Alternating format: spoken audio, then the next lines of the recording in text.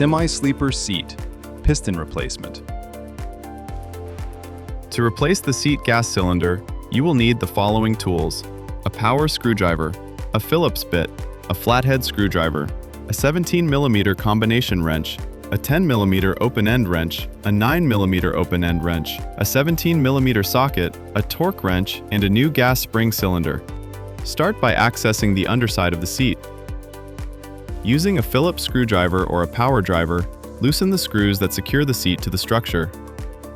Carefully remove the seat and place it in a safe location. If the seat is equipped with seat belt presence sensors, carefully disconnect the wiring harness connectors.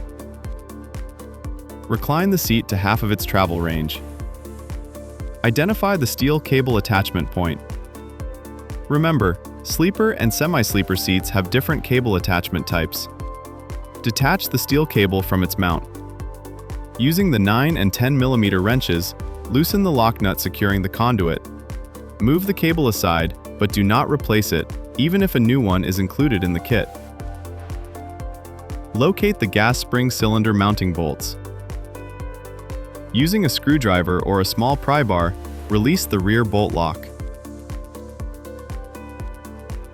Remove the angle adjustment stops and keep them for reuse. Using the appropriate tool, loosen the mounting bolts. Remove the cylinder from its original bracket.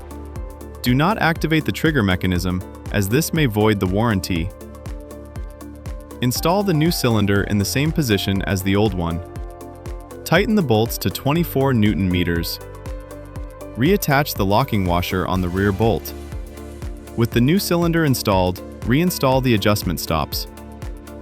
Reconnect the activation cable in the correct position according to the seat type.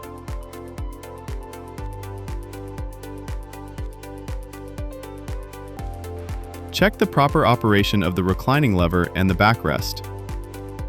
Once everything is functioning correctly, reinstall the seat, making sure it fits properly into the structure. Finish by tightening the seat screws securely. Note: if the new cylinder arrives in the extended position, carefully pull the trigger and compress the cylinder. A bench-mounted lever device may be required to assist with this process.